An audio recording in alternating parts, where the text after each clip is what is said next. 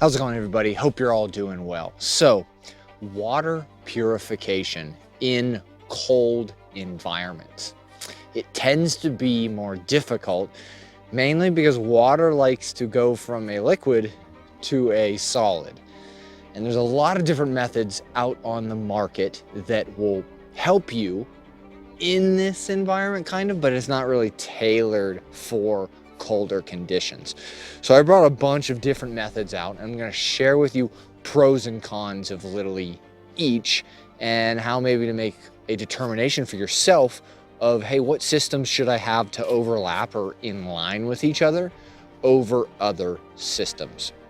So let's start off, pretty much the most basic one of them all is having a canteen of some sort and a metal container. This one's a Keith titanium canteen and cup.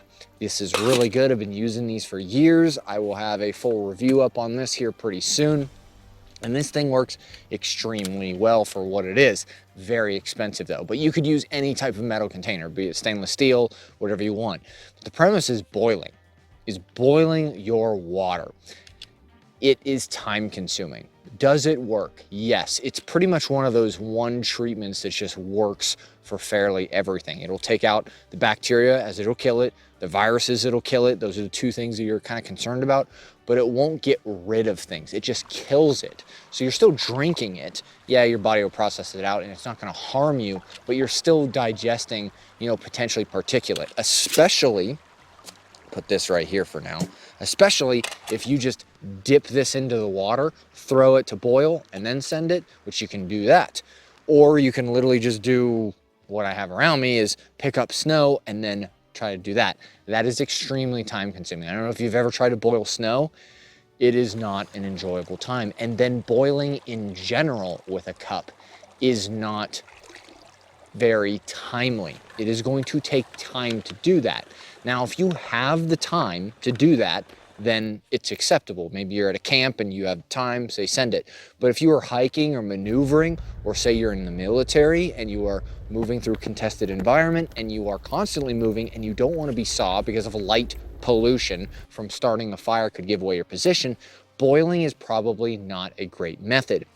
But ultimately, it's one of the ones we always come back to, because if it gets extremely cold, there's only certain other items that could potentially work on this list. So, like I was saying, boiling is one of those. So let's set this off to the side. So, another method is treatment. Let me pull out these tabs here. Is treatment. These are water purification tablets, right? So you can get them in all different sizes and whatnot, or you can pull them in the packs and stuff, and you can drop it in water. So you can fill your receptacle up. Let's say it's this canteen down here. Pop one of these opens, drop in there, and you wait a prescribed amount of time. Now, this is pretty good because you're not really worried about, conditions around you, as in temperature-wise. As long as your water doesn't freeze solid, you're pretty well good to go. These aren't going to be an issue. So for a short-term solution, having a bunch of these on hand is pretty good. Now, again, you are killing everything in this, and it's going to take amount of time. And it even says on here, if it's colder out, you need to wait longer because it's less effective. Interesting. So you may have to wait after you drop this in. Hey, you got to wait 4 to 6 hours for this to, do its thing and kill everything out of it. Pretty solid answer though, but not exactly reusable. Once you're out of these, you are out. So the long-term aspect. Now, if you're a hiker or a camper, a little bit different story is in, hey, you just bring, double than what you think you're going to need, hike in, hike out, you're good.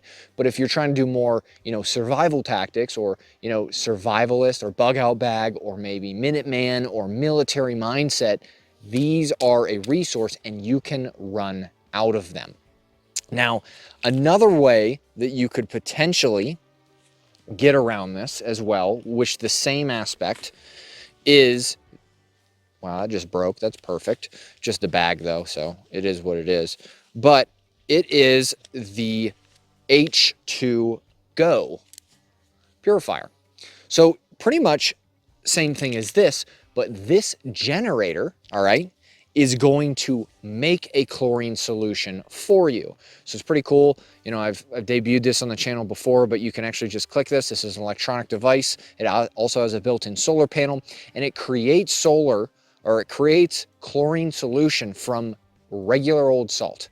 So you would pour salt in here, which it has onboard receptacle. You put salt in here and you say, hey, I want to, it literally says it, it says, hey, I want to disinfect 1 liter of water. You hit the button, it bubbles, it creates it, and then you literally take your canteen and you pour it inside, and then you wait, and it makes it for you, which is really cool. Is you can take this, and as long as you have table salt, which it literally weighs nothing, salt in general, I have a huge pack in here. You do a salt solution, you put in there with water, and you can just make, in a way, your chemicals almost indefinitely, as long as you have power, which is, this is an electronic device, and you have salt. So benefits, pros and cons. You're still, again, killing stuff in the water. You're not filtering it out. So that can be a benefit, that can be a hindrance. Granted, electricity and cold weather, batteries don't tend to work as well. So you might get a reduced rate. So you have to be consistently keeping this thing charged up. And then you're also going to maybe need a battery charger or a battery bank and a solar panel if you are out for longer periods of time, right? Because this will die and then you have no way of making your solution. But again, this is a solution to this isn't running out. You can just, hey, you run out of this. This one's going to be much more difficult to technically run out because you're just going to keep making more and more and more of it. Now, going on to the tried and true for the most part is the hollow fiber, membrane gravity filter. Now, these are pretty common, but these are very susceptible to colder environments as to freezing. So yes, you are going to need to keep this warm, which you can put this in a pocket, keep it close to your body heat. If you are sleeping, keep it in the sleeping bag with you, that kind of stuff. Do not let these freeze, because after that, they are toast. So the other issue that this has, along with other items like this, is you need liquid water for this to work. The only really method that you're going to get is in sterilizing frozen, or, I mean, you can't really eat. You can eat ice, yes, but it's not recommended. You can do it as long as keeping you hydrated, but you have to have a method of thawing it out. So this, you're going to need liquid water to make this thing work. Kind of a downside. You cannot let these freeze again whatsoever, and you're going to need a gravity filter or something like to squeeze out of and squeeze into another receptacle. So, logistics makes it a little more difficult. And again, this is filtering out, but this does not do viruses. So in conjunction, you're going to need this and this to kill everything in it, because this is going to take the bacteria and the smaller stuff out and the sediment and all that kind of stuff. But the viruses will slip through this. So that's where you need this. So you're merging the two together, and you're going to need both. All right. So another item is a Grayl, specifically the GeoPress, and then this one is going to be the titanium. You can use whichever one you prefer. But the benefit of this is because it takes out those viruses, which is nice. And this is allowed to freeze, which is pretty cool. Let's split this apart. This cartridge here, you can freeze 1 time. So if you have an oops and you send it and it's frozen, you can do another batch, but you can't let this freeze. But the difficulty thing of this is kind of a big thing to not let freeze. So where are you going to put this? Especially after I'm compressing it here. So where are you going to put this thing on you, right? Now, typically this is going to go on the exterior, and that's where it goes for me, or in a pack. And it's more difficult to put something this large next to your body heat, because it's also it's being titanium and being water in general, it's going to pull that body heat away from you, especially when it's cold out. Now, could you keep it inside the liner of a coat? Yes, but it's going to kind of be big and awkward. So there's pros and cons. This will take out viruses. So in a way, this is a one-stop shop.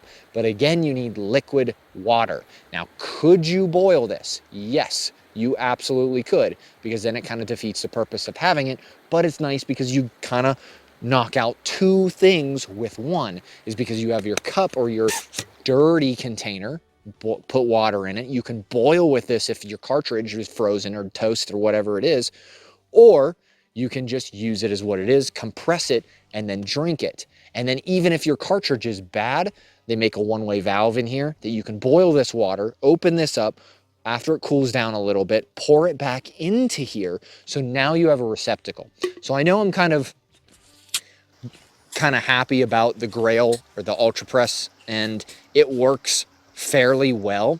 But the issue with this is it's limited capacity. It'll do 40 gallons, or I think it's 150 liters before your cartridge is toast. For example, this will do 100,000 gallons before it's toast, but there's things to think about. Clearly the canteen is just going to keep on trucking until it literally melts away into nothing. And then also however many chemicals you bring with you. So there's different methods in a way to however you want to utilize cold weather filtering. There's multiple different other methods that I haven't discussed, but these are primarily like the top ones. Actually, there is one more as well. Right here, almost forgot about it, is a SteriPen. So this is electronic as well. So electronics and cold weather conditions don't really like each other, but this is a UV light. So you can put it, say, in your canteen, right?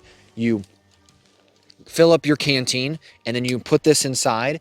And then when you turn on the UV light, you're stirring and stirring and stirring. And you know, it gives you a certain amount. It does 2 liters, or does 1 or 2 liters with this, if I recall, or a ½ liter and a liter. And this will also kill the reproductive nature of viruses, bacteria, and other stuff like that, or kill them outright, one of the two. So this is also a benefit too, but then again, you're gonna need electronics and you're gonna need liquid water. Again, you're gonna have to get to the liquid water part if it's super cold out. And batteries, of course, electricity, you're gonna have a way to charge this, or a solar charger or something like that, something small to continue to reuse it. But this thing is pretty good too, because now you're kind of doing the same chemical thing, right? You're killing everything in it, but you're not filtering it. So it depends on what level. You're still gonna get your sediments, you're still gonna get your heavy metals and stuff like that. So if you don't have those things, maybe this, or, you know, another method like the generator or the chemicals is a benefit to you. But this is just to generate ideas and having different items to work through that. And you may have to layer your system. You may have to go, okay, cool, I'm gonna use this, gonna keep it in my pocket at all times, and I'm gonna use this to kill everything out of it, because this won't do viruses. The Sawyer Mini will not do viruses, but this will. So, right, you filter through, go into a container, then you use this, kill all the viruses, now you can drink it. You don't have to keep, you can keep these two fairly warm. This one needs electricity, blah, blah, blah, you already know because we went through it. Things to think about. Add your layers together and understand what is necessary for your environment. And maybe for some of you, it may not even get that cold. You could be down in Florida or Texas at times, and it's like rarely ever does anything freezing, and you won't have to think about this as much. But you will still have to layer things together, because just because the cold's not a factor doesn't mean all the other stuff that's in it, as in filtering and then killing bacteria and that stuff, isn't a factor. It is. So you could technically use this in any environment. I'm just speaking on the cold weather environment at the moment. So if you guys like this kind of stuff, want to hear more, you want to go more in detail about all these products that I have, I can do that. Just throw it in the comment section below. I greatly appreciate it. Like and subscribe. Please subscribe. Most of you don't. It's just the way the YouTube algorithm works. It's free to you, and it helps out me and my channel massively. So just smashing the like and the subscribe button helps out quite a bit. So if you guys are interested in any of these products, I'm gonna link them in the description box below. Yes, they're gonna be through Amazon. I'm gonna make a few cents off this stuff. That's how we support the channel, because that's how I buy more stuff, test more stuff, and then I give you back that information. Kind of works like that. It's like a cycle, is what it is. And it doesn't actually cost you anything. So no downsides. But other than that, there's all my items. Hope you enjoyed this, and I hope you all have a great day.